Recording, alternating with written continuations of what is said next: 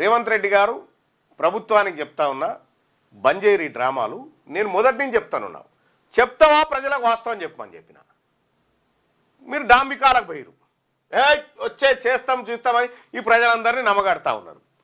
మంత్రివర్గ సమావేశం అయితే ముగ్గురు బీసీలను మంత్రులను కూర్చున్నబెట్టి నువ్వు మాట్లాడించినప్పుడే మీ చిత్తశుద్ధి అర్థమైపోయింది. అవును, ప్రెస్ మీట్ పెడితే ఎవరు మాట్లాడాలి? ముఖ్యమంత్రి మాట్లాడాలి కదా దీనిపై. నువ్వు మాట్లాడినవి ఇంత గొప్ప చారిత్రాత్మక మంత్రివర్గ సమావేశం కదా. అంటే దీన్ని బట్టి మీ చిత్తశుద్ధి అర్థమైపోయింది. బీసీ ప్రజలారా, ఈ కాంగ్రెస్ పార్టీ మనకు 42% రిజర్వేషన్ లోకల్ బాడీ ఎన్నికల గురించి కాదు మేము ఆలోచించేది. ఆల్రెడీ ఆడ 60 తీసుకుంటున్నాం. మీరు పెద్దగా ఇచ్చేది ఏం లేదు కానీ విద్యా ఉద్యోగాలలో ఈ 42 వస్తే మంచి జరుగుతుంది అనేటువంటి ఉద్దేశం మాది. 42 కాదు, మేము 60 తీసుకోవాల్సిన వాళ్ళం 60 తీసుకునే టైంలో తీసుకుంటాం. కానీ ఇప్పుడు మీరు చెప్పిన 42 విద్యా ఉద్యోగాల విషయంలో కావాలి.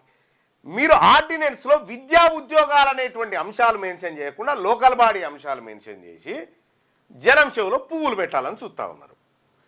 బీసీ ప్రజలారా, కాంగ్రెస్ పార్టీ ప్రభుత్వం, తెలంగాణ ప్రభుత్వం 42% రిజర్వేషన్ ఇవ్వలేని చేతగాని దద్దమ్మ ప్రభుత్వంగా కనిపిస్తూ ఉంది. రేపు ఢిల్లీలో ధర్నా చేసిన తర్వాత ఇంకొక ఆయన ధర్నా చేద్దామంటూ ఒక ఆయన ఆమరణ నిరాహార దీక్ష అంటా ఉన్నారు. అమ్మ, తెలంగాణ ఉద్యమం కోసం 1200 మందిని మా వర్గాల నుంచి చచ్చిపోయినాం.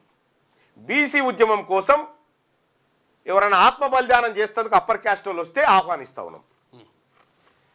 ఇక చాలు మా సావులు చాలు, వెల్కమ్. ఇక చాలు మాకు ఆ సావులు చాలు.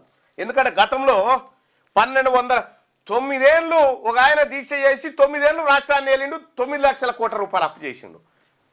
ఇక మళ్ళేందో కథ. రైట్ నాయన, ఇక చాలు మీ డ్రామాలు చాలు. ప్రజలంతా పసిగడుతూనే ఉన్నారు. ప్రజలారా, మనకు విముక్తి ఒక్కటే, అధికారం వస్తేనే మనకు విముక్తి. ఈ బిచ్చమేసుడు మీకు ఇస్తున్నాం, దానం చేస్తున్నాం అన్నట్టుగా, వీళ్ళేదో వీళ్ళ తాతల సొమ్ములు అమ్ముకొచ్చినట్టుగా వీళ్ళు యాక్టింగ్ చేసుకుంటా ఈ డ్రామాలు బంద్ చేయరి నడవై తెలంగాణ రాష్ట్రంలో.